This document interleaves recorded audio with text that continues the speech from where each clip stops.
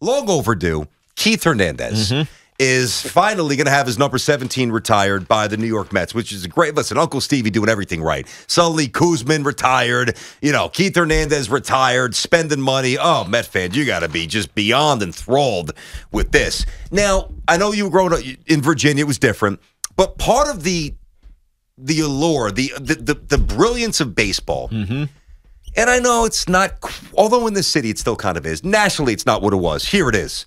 Growing up, listening to Rizzuto, but he's even listening to Kiner all the time, Kiner's Corner, etc.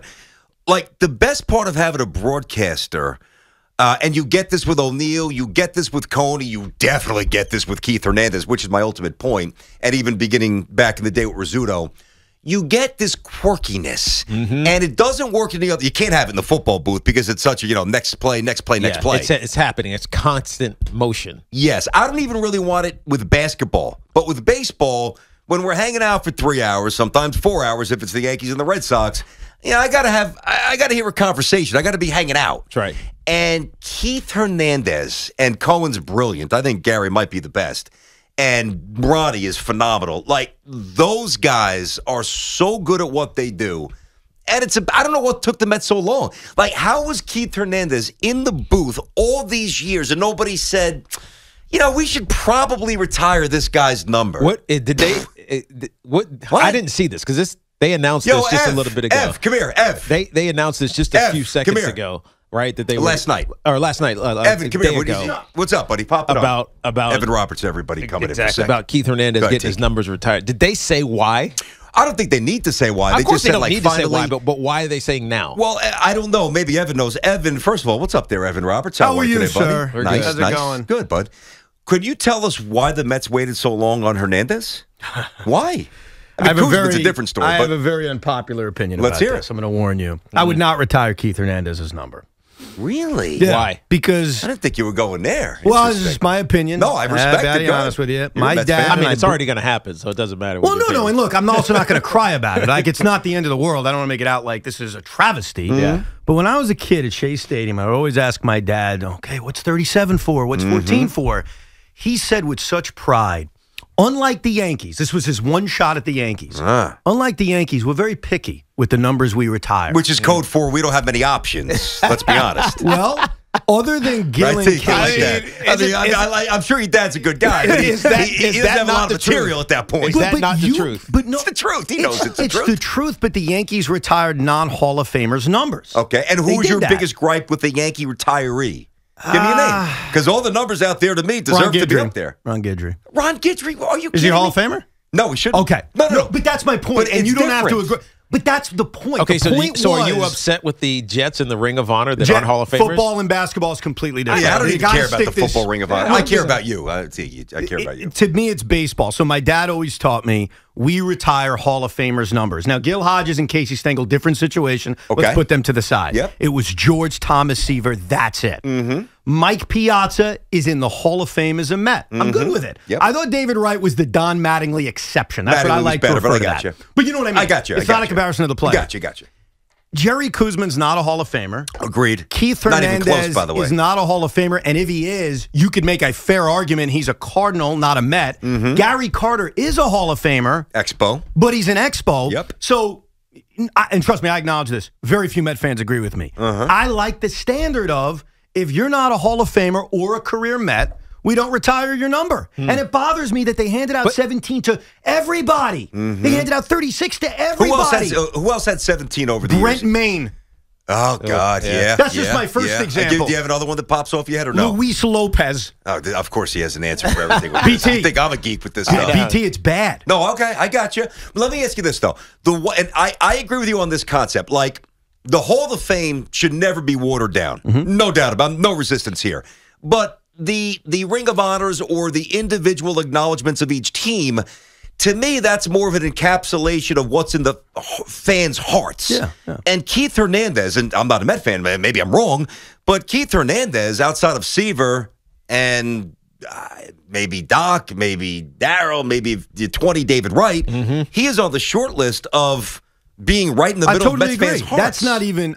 It's not a knock on Keith. No, I know you're right. it's not. Like if you had to pick a guy to define the '80s Mets, it's probably Keith Hernandez, based on the fact that everything changed or started to change when they traded for him. And he's crying in the shower. He doesn't want to be here, but he turned everything around. And that's why this is so weird. I don't want this as a shot at Keith. It's not. I got you. I love that they used to have a standard that said, if you're not a Hall of Famer, we're not retiring your number. Okay. 15, I love that. By the way, 15 players have worn 17. For the Mets? For the Mets. Do we have the names? Hoff, you got the names?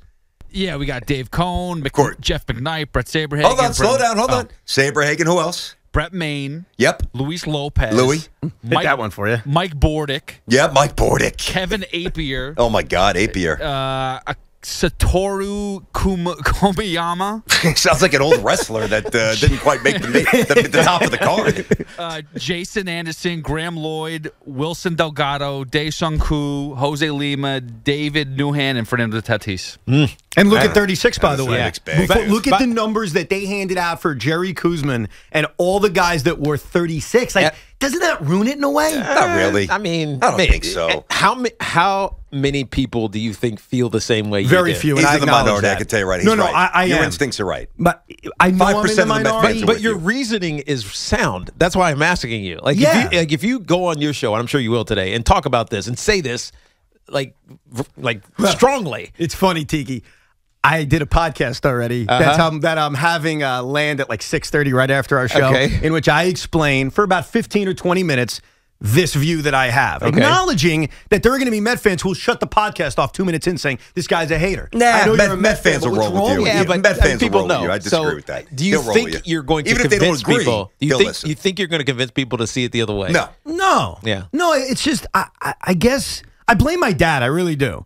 My dad just What, taught for making me you a this. Mets fan? Wait, or- Well, that's one thing. Are you blaming your dad or are you thanking your dad? I'm thanking my dad, but I also remember sitting there as a kid at Shea Stadium asking a million questions. I used to do the same thing. And one of the questions was about the retired numbers. And he said it with such pride. Okay, I can respect it. I we got it. retire Hall of Famers. And it's not a shot at the Yankees, but you would admit the Yankees have had a different standard over the years when they don't need to have a different standard. Now I'm going to disagree. I'm going to push back. The different standard Now was you're born attacking out of the Yankees. success. Watch out. Yeah. Not Hall of Famers, BT, though. But listen, Bernie Williams, Hall of Famer, no chance. Paul O'Neill, Hall of Famer, no chance. No chance. Not even Posada. Don't even give me 5% of the votes, really.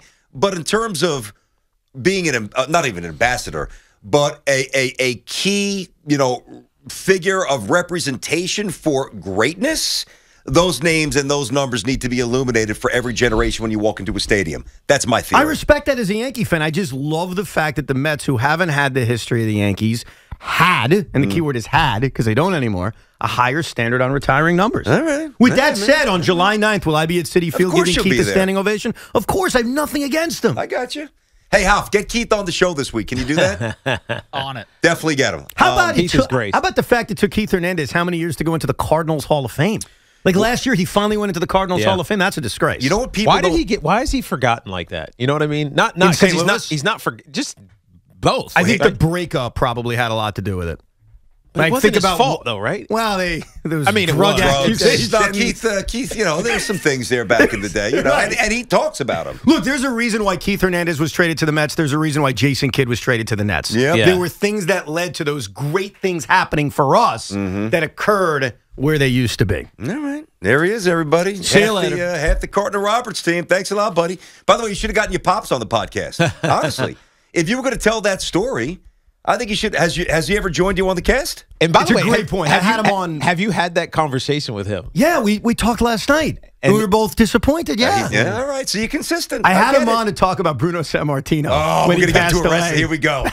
Here we go. Because he got me into wrestling, and he loves Bruno. Bruno was his guy. Number one, USA Patouille. I humble you. All right, Ev, thanks a lot, buddy. There he is, Evan Roberts, everybody. Evan's pop sounds awesome, dude. His dad. I've never met his dad, but just hearing Evan over the years, his dad is a lot like my dad, a great sports fan who took the time to explain things to his son. That's what really makes it awesome. Now, listen, the thing that I'll say about Keith, and yeah, Evan's right.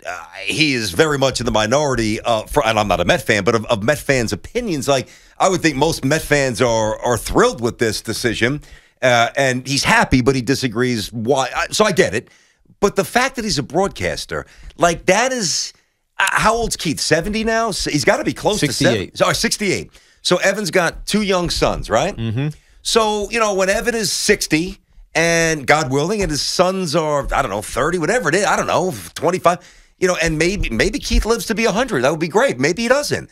But you walk into that stadium forever, and if you didn't see him play, you grew up listening to him. Yeah. So that's a name. Of course you should be up there, Keith Hernandez. I think when names or numbers are in rafters like that, and you take a young kid or whoever, maybe family member, etc., to a game, it's a reason to have a conversation about that person. I totally agree. And I think Keith Hernandez, because of his history in New York and what he brought, and the stories are epic. And I know this because I did a Thuzio event with Keith Hernandez, and we sat and it's supposed to be an hour event. We talked for like an hour and 45 minutes just because you just can't not stop talking to him.